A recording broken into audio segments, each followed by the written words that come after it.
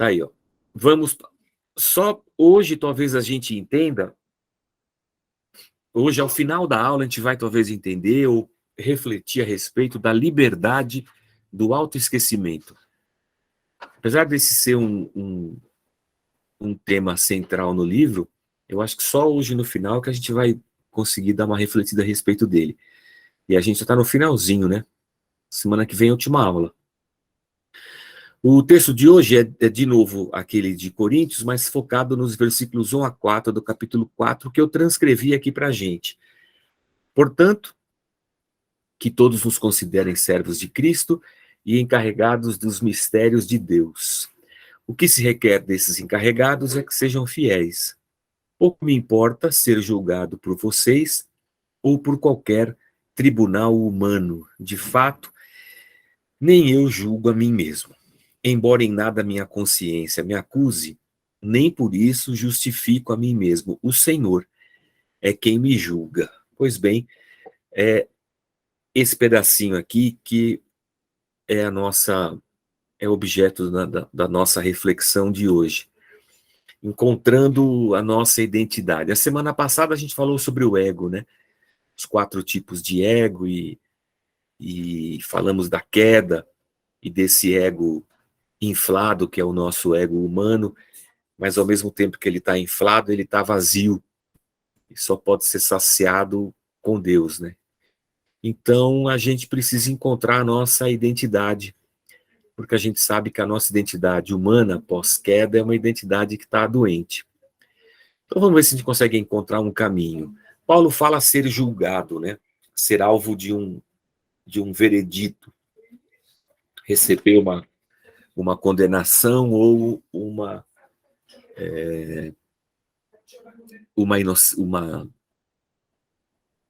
ou condenado ou inocentado, né? Ele vai dizer, não me importa o que vocês pensam, a gente falou bastante disso a semana passada, não me interessa a opinião das pessoas. Bom, em se tratando de Paulo, é isso que ele escreve para Timóteo, mas a questão agora, para encontrarmos a nossa identidade, a questão é a gente aqui, eu e você, e nós. Será que a gente consegue ser assim? Será que a gente consegue não levar em conta o que as pessoas pensam a nosso respeito? Será que a gente consegue levar em conta, ou não levar em conta a opinião das pessoas a nosso respeito? Será que a gente consegue ter essa capacidade que o Paulo tem de deixar para lá? Uma pergunta para cada um de nós, né? Vamos lá. Não devemos levar em consideração o que os outros pensam sobre nós. Quando eu penso nessa frase, eu não devo levar em conta o que os outros pensam sobre mim. Porque, no fundo, eu estou pensando, o que realmente interessa sou eu. O que eu mesmo penso sobre mim. Isso é o que a gente pensa, né?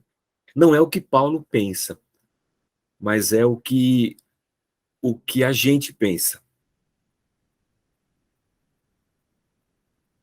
E a gente ouve muito nos nossos bate-papos sociais pela vida que um remédio para baixa estima, é você tentar dar um gás na autoestima. Então, quando eu tenho uma situação como, por exemplo, a Andréia comentou aqui a semana passada, né? Uma coisa muito particular dela. Quem estava aqui acho que vai se lembrar. Corroborando aqui com essa situação de que a opinião dos outros interfere muito na nossa vida. E quando a gente se manifesta assim, uma pessoa que tem uma baixa estima, geralmente a pessoa, para tentar resolver esse caso, ele vai levantar a nossa autoestima. Não, mas você é muito bom. Não, mas você é uma pessoa bacana. Você já fez tanta coisa. Olha, não liga para o que os outros falam a respeito de você. Parece que a cura para baixa estima está na tentativa de se criar e de se projetar e de se elevar a autoestima. Então, na busca dessa identidade, a gente encontra no mundo esses dois opostos, a baixa estima e a autoestima. E quando a gente manifesta uma baixa, o remédio para isso é você dar um gás na alta e falar, não, você é bom, você é legal, você é... Não leve em conta o que os outros estão falando. E é mais ou menos assim que a coisa funciona. Pelo menos esse foi o caminho que o Tim Keller traçou no livro. O Paulo vai dizer que mesmo tendo uma consciência limpa, não é nisso que ele baseia a sua identidade. A gente leu lá, né? Ele dizendo assim que ele tem a consciência dele limpa, mas o que importa é o que Deus pensa. Porque ainda que eu tenha a minha consciência limpa, isso não me torna uma pessoa inocente. E dentro da minha consciência, quando eu estabeleço os meus próprios padrões, isso pode ser para mim uma grande armadilha. Porque se eu criar os meus próprios padrões, eu vou ser a balança da minha própria vida. E ser a balança da minha própria vida, tendo uma consciência limpa da minha caminhada, isso pode não ser a solução para mim. O que Paulo está dizendo para a gente é assim, eu não estou preocupado nem comigo, nem com os outros, e nem o fato da minha consciência limpa é para mim um padrão na busca da minha identidade. E aí fica a pergunta, a gente falou sobre isso semana passada, onde encontrar então a nossa real identidade. Vamos voltar para Paulo. Ele diz não se importar com o que os outros dizem dele e também diz que não dá ouvidos ao que ele pensa de si. Minha consciência está limpa. E a pergunta para isso, para Paulo, que a gente perguntaria, né? Mas, ô Paulo, isso faz diferença? O que você pensa de você mesmo na sua consciência faz diferença para você e para a sua vida? Para Paulo responder essa pergunta para a gente tem que encontrar as palavras dele nas Escrituras, para ver se ele responde para nós. Ô Paulo, tá bom, você falou que a sua consciência está limpa, e eu retorno a pergunta para você, isso faz diferença? A gente vai encontrar em 1 Timóteo capítulo 1, versículos 15. Fiel é a palavra e digna de toda aceitação, que Cristo Jesus veio ao mundo para salvar os pecadores, dos quais eu sou o principal. Ups.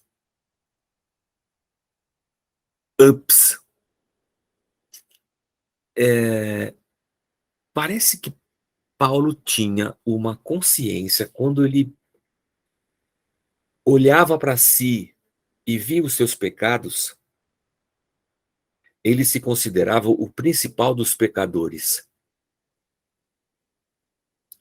Se Paulo fosse balizar uma autoestima a partir da sua própria consciência, ela ia ser uma baixa estima, porque ele se julgava o principal dos pecadores.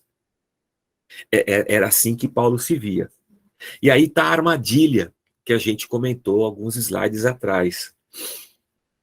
Apesar da minha consciência limpa, e ele tinha consciência limpa, ele sabe que ele é o principal dos pecadores, e talvez a resposta para a pergunta fosse, e isso faz diferença? Vou voltar para o slide aqui, né? Minha consciência está limpa, e isso faz diferença? Paulo diria, não, não faz muita diferença, porque eu sou o principal dos pecadores. A questão não é só a consciência limpa. A questão é como que a minha consciência não se afeta pelo meu próprio julgamento. Putz, agora complicou, hein? Como é que a minha consciência não se deixa afetar pelo próprio pensamento que eu tenho a meu respeito? Eu sou o principal dos pecadores. Como é que o fato de eu me enxergar como o principal dos pecadores não me afeta e não faz de mim uma pessoa derrotada, doente, com o ego machucado, ferido ou qualquer coisa assim? E aqui a gente volta para Madonna, né? Acho que foi o exemplo da aula passada, né? Que a gente até leu um texto que a Madonna escreve num jornal e que levou o Tim Keller a escrever o livro, em que ela falava que ela se sentia... Agora acho que eu não vou achar a palavra, hein? Ela se sentia... Medíocre. Medíocre. Medíocre é mediano, né? E ela precisava sempre provar alguma coisa a mais na sua vida de artista, no próximo show, no próximo disco, na próxima música, na próxima apresentação. Então, e o fato da Madonna ter esse julgamento de si mesma, esse era o julgamento dela a respeito de si mesma, medíocre. Isso fazia com que o ego dela estivesse adoecido. Como é que eu faço para não me julgar a mim mesmo? Como é que Paulo consegue ter a consciência de que ele é o principal dos pecadores e ainda assim ele não ter uma identidade distorcida, doente, inflada, né? Vamos tentar entender como é que Paulo faz isso. Vamos dar mais um passo. Parece que Paulo não caiu nessa armadilha que, por exemplo, a Madonna caiu. Os erros e as realizações, ou seja, os erros e os acertos de Paulo não definiam a personalidade dele, o que é difícil para a gente, né? A questão é que o ego, você lembra que a gente falou do ego a semana passada, né? Parece que o ego do Paulo não estava inflado. Aquele ego cheio, mas vazio. Porque aquele ego, apesar de inflado, traz dentro dele uma imagem diminuída, né? Parece que Paulo encontrou no caminho da humildade e em Deus a saciedade para a sua personalidade, e isso fez de Paulo uma pessoa satisfeita. Apesar de se julgar o maior dos pecadores, ou o principal deles, apesar de Paulo ter muitas realizações como apóstolo de Cristo, apesar de Paulo ter muitos erros, ele perseguiu cristãos, e ele matou cristãos e levou cristãos à morte e à prisão, ou seja, ele era um cara cheio de erros e também cheio de realizações, mas parece que essas coisas não produziam nele aquilo que produz na gente, né? Da gente ficar cheio de si, no lado das nossas realizações, ou a gente ficar se desmerecendo nos nossos erros. Ele vai dizer que ele está satisfeito. Ele vai dizer que ele é humilde. Ele nem diz, né? A gente percebe, né? A humildade que o Evangelho propõe para nós, ela mata a necessidade que nós temos de pensar em nós mesmos. É como se eu deixasse de ser o centro de todas as coisas. Esses dias eu estava conversando com um amigo meu, e bastante amigo assim, que estava tendo papo, e ele começou a contar umas coisas, e eu fui levado ao riso, né? Eu comecei a dar risada. E eu falei assim para ele: para, meu, você não é o centro do universo, né? O mundo não gira ao redor de você. E muitas vezes a nossa vida, ela se transforma o nosso eu, na verdade, se transforma no eixo principal da nossa vida. E quando eu sou o centro de tudo, eu tenho para mim um peso muito grande e uma armadilha muito grande, porque se eu erro, se eu sou o centro de tudo e eu erro, eu me destruo. Se eu sou o centro de tudo e eu acerto, eu me encho de orgulho e de jactância. Então, o que o Tim Keller propõe é que o Evangelho nos leva a um caminho de humildade tal que mata a necessidade que nós temos de pensar a vida a partir de nós mesmos. Essa é conclusão que o Tim Keller chega. E aí ele lança 3 perguntas para a gente no livro. Você não gostaria de ser alguém que não precisa de elogios? Ah, sabe o que é, João? É que elogio é uma coisa tão boa, né? Faz tanto bem pro nosso ego. Você não gostaria de ser uma pessoa que não tem fome de reconhecimento, que não precisa dessas coisas para viver e para fazer tudo o que você faz? Você não gostaria de ser alguém que não se autodestrói quando é criticado? A gente não gostaria de ser uma pessoa, eu vou chamar aqui de equilibrada, né? Será que a gente não gostaria de ser alguém que tivesse encontrado o equilíbrio e na humildade do evangelho a gente realmente fosse uma pessoa satisfeita com a vida que Deus nos deu, apesar de erros e acertos, e que a nossa personalidade fosse construída a partir da graça de Cristo e da imagem de Cristo, e assim nós construíssemos o nosso eu sem a necessidade ou do elogio e sem a destruição da crítica? Essa é a pergunta que o Tim Keller faz para a gente. Será que é possível nós nos encantarmos com a espetacular vitória do outro quando nós fomos o segundo colocado? Eu sou palmeirense.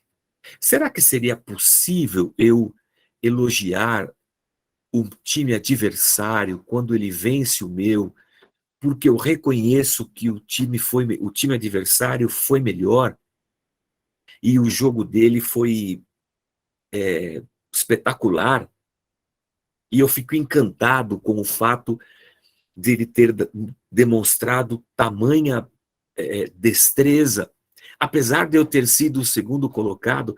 Será que eu seria possível de me encantar com a vitória do outro? Será possível apreciar as coisas pelo que elas são, apesar de elas não girarem ao meu redor? Seria possível... Rapaz, deixa eu fazer uma pergunta difícil aqui agora, tá? Seria possível,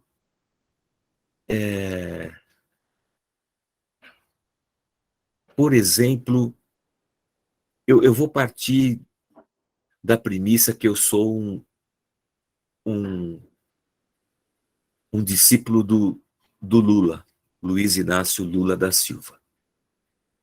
Seria possível para mim, um, um, um lulólatra, apreciar alguma coisa boa que, por exemplo, o governo do Fernando Henrique, ou do Bolsonaro, ou de qualquer outra pessoa tenha feito? Inverto a questão. Será que eu, como um bolsominion, seria capaz de reconhecer as coisas boas que um governo, por exemplo, do Lula tenha feito? Porque quando o mundo gira ao meu redor, as minhas opiniões são as mais importantes. E tudo que é meu se transforma no centro das minhas atenções. E essa pergunta ela é muito interessante. Será que eu seria capaz de apreciar as coisas pelo que elas são, apesar delas não dizerem respeito a mim e não girarem ao meu redor? Seria possível encontrar e viver esse bendito autoesquecimento que o Tim Keller propõe para a gente? E agora eu entendo o que ele quer dizer com autoesquecimento. Eu esqueço de mim mesmo. Se eu esquecer-me de mim mesmo, então eu consigo me encantar com a vitória do outro, ainda que eu tenha sido o segundo colocado.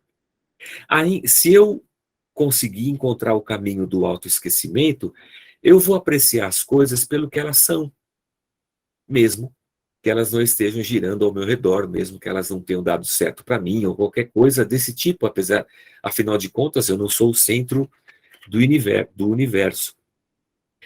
A, a tentativa do Tim Keller é tentar nos conduzir por um caminho em que a gente descubra e exercite o autoesquecimento. Essa coisa que o Paulo vai dizer, pouco me preocupa o que o outro pensa e pouco me preocupa o que eu penso. Ainda que minha consciência seja tranquila, eu não vou cair na armadilha de usá-la como balizadora da minha vida. Portanto, é o que Deus pensa a meu respeito. Então, me parece que o caminho que o Tim Keller vai seguir para o autoesquecimento é o que Deus pensa a nosso respeito. Mas isso, meus amados irmãos, é assunto para o último dia. Eu não posso acabar tudo num dia só, senão a gente fica sem assunto para conversar. Eu faço a pergunta para vocês. Você acha que é simples eu me encantar com a vitória, sendo que o derrotado fui eu? Eu acho difícil, mas que Deus nos dê graça. Será que a gente conseguiria se encantar pela simplicidade das coisas, mesmo elas não estando girando ao nosso redor? Teríamos nós a leveza de olhar para a vida? Porque veja,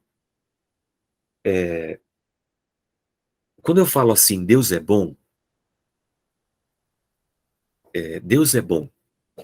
Geralmente as pessoas falam, Deus é bom o tempo todo. E eu falo que Deus é bom quando as coisas estão indo bem. Então, por exemplo, eu comprei um carro. Não, eu não comprei um carro, é só um exemplo, tá, irmãos? Mas eu comprei um carro. Pá, comprei um carro automático, maravilhoso, é zero. Aí eu já posto lá nas minhas redes sociais. Deus é bom o tempo todo. Até cito o salmista. Deus satisfaz os desejos do coração daqueles que esperam nele, que tudo assim, agrada-te do Senhor e ele satisfará os desejos do seu coração.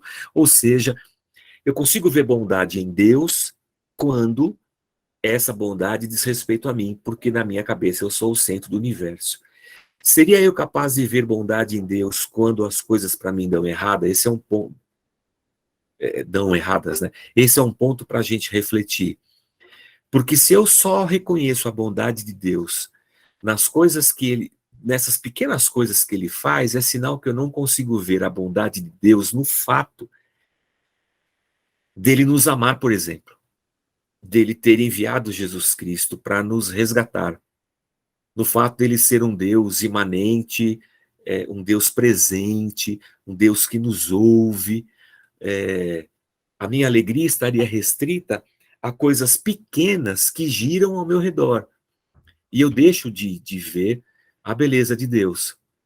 Assim como eu acordo num dia chuvoso, seria eu capaz de ver a beleza da chuva ou me irrito porque essa chuva vai me atrapalhar e eu não tenho guarda-chuva e não sei o quê, e eu me agradaria e eu celebraria a chuva dizendo, pô, que legal que está chovendo, as plantas agradecem, a, o ar vai ficar mais puro, e o pessoal que trabalha no campo, que depende da chuva, vai glorificar a Deus, porque a chuva vem regar a terra. E eu me alegro, apesar de eu ter me ferrado com, com a possibilidade da chuva. E o que o Tim Keller vai propor é que o autoesquecimento nos leva a uma condição de alegria. Que eu estou feliz. Eu estou feliz por Deus ser quem Ele é. Eu não estou feliz porque eu acertei, nem estou triste porque eu errei. Eu estou feliz porque eu estou vivo, porque Deus é comigo, porque eu tenho outra oportunidade, porque não é o fim da vida. E eu estou feliz porque a gente está andando e aprendendo. Mas é muito difícil isso. E na igreja, que é um ambiente, não vou nem falar na família ou no trabalho, vou me concentrar na igreja, onde você tem um monte de gente que está orbitando ao redor de si mesmo, ou de si mesma, né? Um monte de gente orbitando ao redor de si mesma, se as coisas não acontecem do jeito que eu quero, vai ser um problema na igreja. Agora, imagina você com 50 pessoas, 100, 200, 300, todas elas orbitando ao redor de si, a gente não chega em lugar nenhum e está todo mundo dolorido, doído, chateado, magoado e qualquer coisa do tipo, porque não conseguem contemplar a vida além do seu próprio eixo rotatório. Mas eu já falei demais. Fica aqui. Alguém quer falar alguma coisa? Eu já tenho a minha opinião formada. Isso é uma coisa interessante para nós cristãos, que é um ponto do outro discipulado, que é o que acontece de domingo, em cima do Introdução à Cosmovisão Cristã. É só com muita humildade, Flávia, que a gente consegue se propor a esse exercício. Porque para eu realizar esse exercício, eu preciso duvidar das minhas... O que você falou mesmo? Opinião, né? Não. Opiniões. É a opinião formada. Eu preciso duvidar da minha opinião formada. Eu preciso ter a humildade de dizer assim, estaria eu certo mesmo? Será que eu tenho razão? Será que essa opinião formada que eu tenho, ela está pautada na palavra de Deus, no novo nascimento, em Cristo? Ou será que é só uma opinião minha? Então, esse caminho de um questionamento interior e a humildade da gente parar para ter olhos para o outro, talvez seja uma das coisas que nos atrapalhem na nossa jornada. Porque, veja só, se eu questionar o meu ponto de vista, eu posso chegar à conclusão que eu estou errado. E eu vou falar uma coisa para você, tem coisa pior do que a gente chegar à conclusão que está errado depois da gente ter batido tanto achando que estava certo? Estaríamos nós dispostos a isso, né? Então, mas esse é um caminho interessante. Eu não quero machucar ninguém, nem ferir, mas eu vou usar um exemplo meu assim, né? Eu era de uma igreja batista que na minha concepção era muito fria. E depois eu fui para uma igreja que, no meu entender, era muito quente.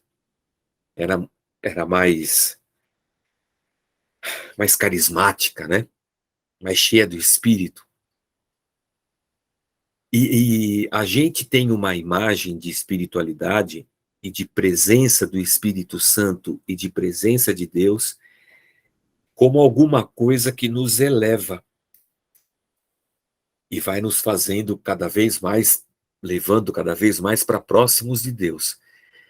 E quando, na verdade, o maior exemplo de Deus e de um ser humano perfeito na Terra, e o maior exemplo para nós é Jesus Cristo. Jesus Cristo, cheio do Espírito Santo, foi um ser humano perfeito. E nós, cheios do Espírito Santo, queremos ser semideuses ou até anjos. Pelo que Paulo diz, ô Andréia, que dos pecadores ele é o principal, eu arrisco dizer que o aproximar-se de Deus também é um mergulho para dentro de nós mesmos. Porque enquanto eu estou no ativismo, achando, terceirizando a minha espiritualidade com campanhas, com óleo da unção, com sete volta, com o mastro da batalha, do diabo a quatro, do sei lá o quê, que essa espiritualidade sempre externa a minha pessoa, eu não encontro Deus nessas coisas, porque Deus não está nessas coisas.